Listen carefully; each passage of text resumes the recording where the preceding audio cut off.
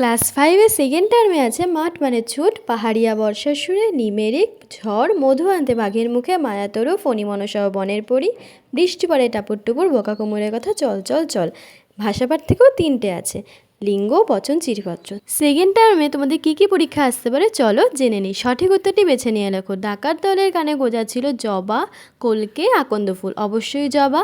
ব্যাঙের প্রথম সঙ্গী হয়েছিল মোরগ, বাঘ, মৌমাছি। কী হবে? বাঘ। আখের আগার অংশ কেমন ছিল? আগার অংশ কেমন হয়? মিষ্টি। ঝড় যখন ওঠে তখন আকাশ থাকে কালো। এরপরে আছে নিচের প্রশ্নগুলো উত্তর দাও। ঝড় কবিতাটির কবির নাম কি? মৈত্রেয়ী দেবী। বোকা কুমিরের কথা গল্পে কী কী চাষে উল্লেখ আছে? আলু, ধান, আখ। মায়াতরী কবিতাটি ভানুমতির মাঠ কাব্যগ্রন্থ থেকে নেওয়া হয়েছে। ধনাই কিসের মন্ত্র জানে? মৌমাছিকে ভুল পথে চালিত করা মন্ত্র জানে। চাক খুঁজে পাওয়ার পন্থাটি কী? দেখো, প্রথমে মৌমাছি কোন দিকে যাচ্ছে সেই দিকে অনুসরণ করে কিন্তু চাক খুঁজে পাওয়া যাবে। শিশে কি? বনের মধ্যে যে ছোট সরু খাদ দেখা যায় তাকেই বলা হয় হচ্ছে শিশে। ছোট ফণিমনসা গাছে মনে শান্তি ছিল না কেন? তার কাঁটা ভরা পাতার জন্য তার মনে কোনো শান্তিই ছিল না। ফণিমনসা বারে বারে পাতাগুলো পাল্টে দেওয়ার আবেদন কার কাছে করছিল? বনের পরীর কাছে। এরপরে আছে লিঙ্গ কাকে বলে, লিঙ্গ কত প্রকার, কী কী, এগুলো তোমরা ব্যাকরণ বইতে পেয়ে যাবে।